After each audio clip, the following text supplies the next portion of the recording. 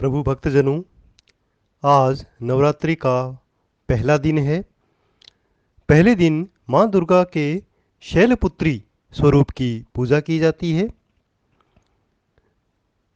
शैलपुत्री पर्वतराज हिमालय के यहाँ पुत्री के रूप में उत्पन्न हुई, इसीलिए इनका नाम शैलपुत्री पड़ा। वृषभ स्थिता इन माताजी के दाहिने हाथ में त्रिशूल और बाएं हाथ में कमल पुष्प सुशोभित हैं। यही नव दुर्गाओं में प्रथम दुर्गा है। अपने पूर्व जन्म में ये प्रजापति दक्ष की कन्या के रूप में उत्पन्न हुई थी। तब इनका नाम सती था। इनका विवाह भगवान शंकर जी से हुआ। एक बार प्रजापति दक्ष ने बहुत बड़ा यज्ञ किया। इसमें उन्होंने सारे देवताओं को अपना अपना यज्ञ भाग प्राप्त करने के लिए निमंत्रित किया, किंतु शंकर जी को उन्होंने इस यज्ञ में निमंत्रित नहीं किया। सती ने जब सुना कि हमारे पिता एक अत्यंत विशाल यज्ञ का अनुष्ठान कर रहे हैं, तब वहां जाने के लिए उनका मन विकल हो उठा। अपनी यह इच्छा उन्होंने शंकर जी को बताई। सारी बातों पर विचार करने के बाद उन्होंने कहा कि प्रजापति दक्ष किसी कारणवश हमसे रुष्ट हैं। अपने यज्ञ में उन्होंने सारे देवताओं को निमंत्रित किया है और उनके यज्ञ भाग भी उन्हें समर्पित किए हैं, किंतु हमें जानबूझकर नहीं बुलाया गया, कोई सूचना तक नहीं भेजी।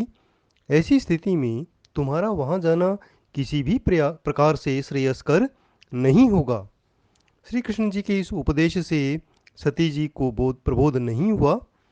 पिता का यज्ञ देखने, वहां जाकर माता और बहनों से मिलने की उनकी व्यग्रता किसी प्रकार भी कम नहीं हो सकी। उनका प्रबल आग्रह देखकर भगवान शंकर जी ने उन्हें वहां जाने की अनुमति दे दी। सती पिता के घर पहुंचकर देखती है कि कोई भी उनसे आदर और प्रेम के साथ बातचीत नहीं कर रहा है। सारे लोग मुंह फेर कर बैठे हुए हैं। केवल उनकी माता ने स्नेह से उन्हें गले लगाया। बहनों की बातों में व्यंग्य और उपहास के भाव भरे हुए थे। परिजनों के इस व्यवहार से उसके मन को बड़ा क्लेश हुआ।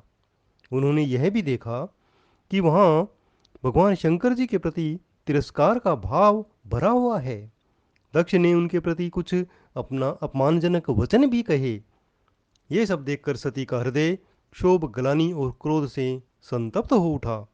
उन्होंने सोचा कि भगवान शंकर जी की बात न मानकर और यहाँ आकर मैंने बहुत बड़ी गलती की है। वह अपने पति भगवान शंकर के इस अपमान को सह नहीं सकी और अपने उस स्वरूप को तत्क्षण योगाग्नि द्वारा जलाकर भस्म कर दिया। वज्रपात के समान इस दारुण दुख घटना को सुनकर शंकर जी क्रुद्ध हो अपने गणों को भेजकर दक्ष के उस यज्ञ का पूर्णतः विध्वंस करा दिया। सती ने योगाग्नि द्वारा अपने शरीर को भस्म कर अगले जन्म में शैलराज हिमालय की पुत्री के रूप में जन्म लिया। इस बार वह शैलपुत्री के नाम से विख्यात हुई। पार्वती, हेमवती भी उन्हीं के नाम हैं।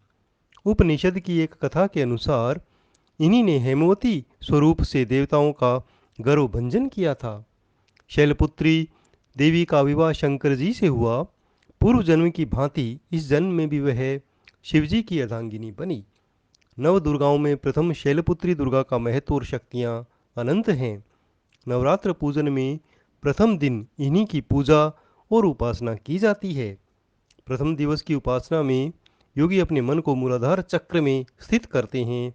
यहीं से उनकी योग साधना का आरंभ होता है। जय माँ शैलपुत्री।